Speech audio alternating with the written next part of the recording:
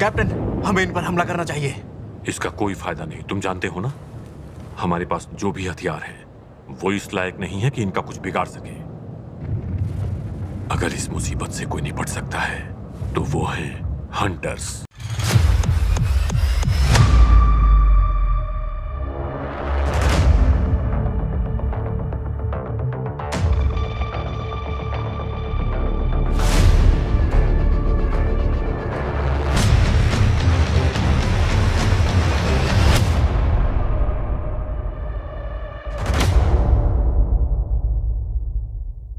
कई सालों के बाद दुनिया पूरी तरह बदल जाती है और आसमान में अजीब तरह के गेट खुलने लगते हैं। इस गेट के पीछे सिर्फ मौत है। इस गेट के अंदर जो मॉन्स्टर रहते हैं उससे ना कोई पुलिस और ना ही कोई आर्मी लड़ सकती है।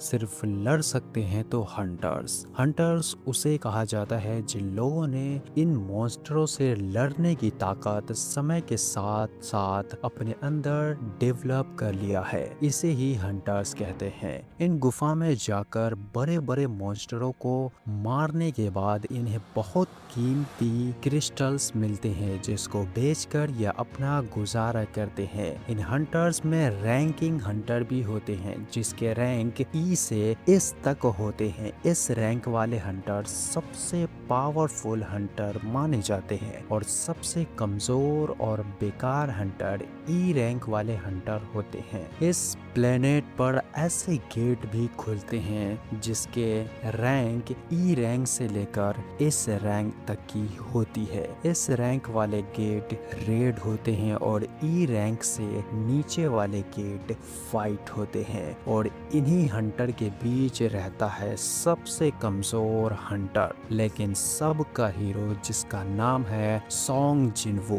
सबसे कमजोर हंटर यानी ई रैंक हंटर। लोग उसका मजाक उड़ाते हैं क्योंकि वह सबसे कमजोर हंटर है, लेकिन वह हंटर नहीं बनना चाहता था। उसने अपने माँ और छोटी बहन के लिए हंटर बनना चुना ताकि कुछ ज्यादा पैसे मिल सके और अपने बीमार माँ का इलाज करा सके और अपने छोटी बहन को पढ़ा सके। लेकिन वह सबसे कमजोर हंटर था, इसलिए उसे सबसे छोटे मिशन पर भेजा जाता था। लेकिन आज वह अपने साथियों के साथ डी रैंक के गेट के अंदर जाने वाला है, लेकिन पैसा कम होने की वजह से वह अपने बचाव के लिए सिर्फ एक चाकू ही खरीद पाता है और इसी के साथ गेट के अंदर चला जाता है और गेट के अंदर घुमसान लड़ाई होती है। सोंग जिनवो अपने हथियारों की मदद से एक मॉन्स्टर को मारकर एक क्रिस्टल हासिल कर लेता है। तभी उस पर एक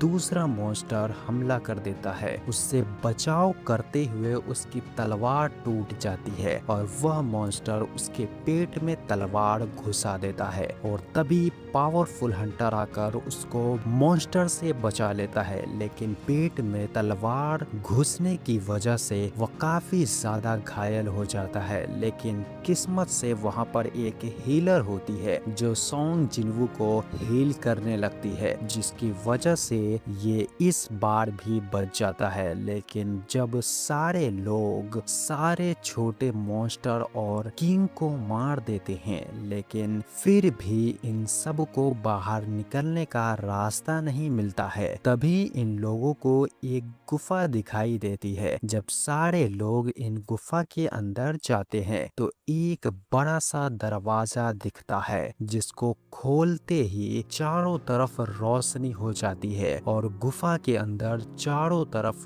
बड़ी बड़ी मूर्तियां थी और इन सब मूर्तियों के बीच एक बड़ी सी किंग की मूर्ति होती है। असल में यह प्राचीन मंदिर होता है जिसके सारे नियम कानून इस पत्थर पर लिखा होता है। तभी सोंग जिनवू और उसके दोस्त हीलर को इस बड़ी सी मूर्ति के आंख हिलते हुए दिखता है, जिसको देखकर ये दोनों काफी ज्यादा डर जाते हैं। तभी तेज धमाके के साथ मंदिर का बड़ा दरवाजा बंद हो जाता है, जिसको देखकर यहाँ पर कोई समझ नहीं पा रहा था कि आखिर यहाँ क्या हो रहा है। तभी एक हंटर यहाँ से बचने के लिए गेट की तरफ भागता है, लेकिन वह जैसे ही गेट के पास पहुँचता है, एक मूर्ति अपने तलवार से उस हंटर का सर धड़ से अलग कर देती है, जो एक डी रैंक हंटर था, जिसको देखकर सोंग जिनवू काफी ज्यादा डर जाता है क्योंकि वो मरने वाले से काफी कमजोर है। लेकिन तभी मूर्ति की आंख अचानक से नेक्स्ट एपिसोड में देखेंगे कि कैसे एक कमजोर रैंक हंटर देखते ही देखते दुनिया का सबसे पावरफुल हंटर बन जाता है। तो सब्सक्राइब कर लीजिए नेक्स्ट पार्ट के लिए।